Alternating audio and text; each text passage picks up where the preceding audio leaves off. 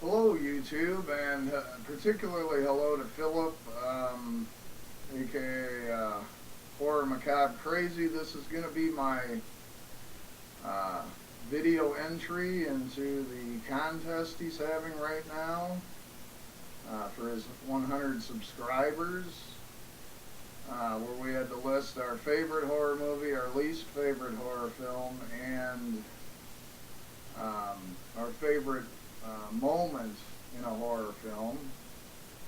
And I guess I'll start with my least favorite horror film. I won't have this to show, obviously, because I'm not a fan at all of the film. And this is going to be somewhat controversial because I know a lot of people really love this film. It's a newer one, and it's The Cabin in the Woods. I know a lot of people are like, oh, it's so fresh, it's so new. I just didn't feel that way. I'm a big fan of the author H.P. Lovecraft. Yeah, believe it or not, I do a bit of reading from time to time, and to me the whole back premise to me just reeked of ripping off Lovecraft's work. So that, you know, it just didn't do it for me. I really felt that none of the characters in the film were that likable, so when they start to get picked off, I didn't really connect with any of them, and I have a hard time with films where you don't really particularly care about the characters, because then they get knocked off and you're like, you don't really care.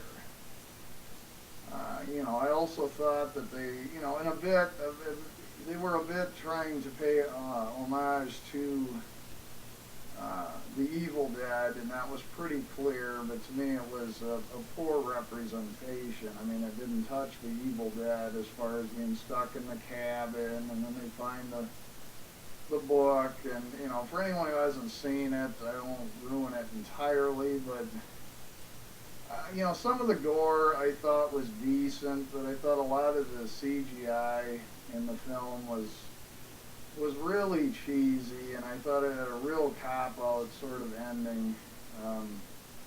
So I'll probably get some flack for this, because a lot of people love the film, but I didn't like the film at all. My favorite moment in a horror film, this one was a lot harder to come up with. I had to really think about this for a while, but I guess it's a movie I have not seen literally in well over 10 years, and I'm ashamed to admit I don't own it at this point. It's a classic, it's a movie I love, I just haven't gotten around to picking it up. But the scene that really sticks with me, and I think it's one of them that still holds up pretty well today, it's the werewolf transformation sequence in An American Werewolf in London. I mean, I just thought that was so phenomenal, and so good how they did the effect there, and I mean, it's a classic movie. Everybody knows it. Everybody's seen it 100 times, and so everybody's going to know what that's all about. But anyway, I just thought that was so well done. It was such a great movie, and that I guess sticks in my head is maybe my favorite scene or sequence in a horror film. Now, my favorite horror film of all time, this isn't going to surprise anybody. In fact, I'd be surprised if a lot of other folks didn't also choose this. And I've actually got two copies. I'm not much for double dipping, but this is one that I went ahead and did.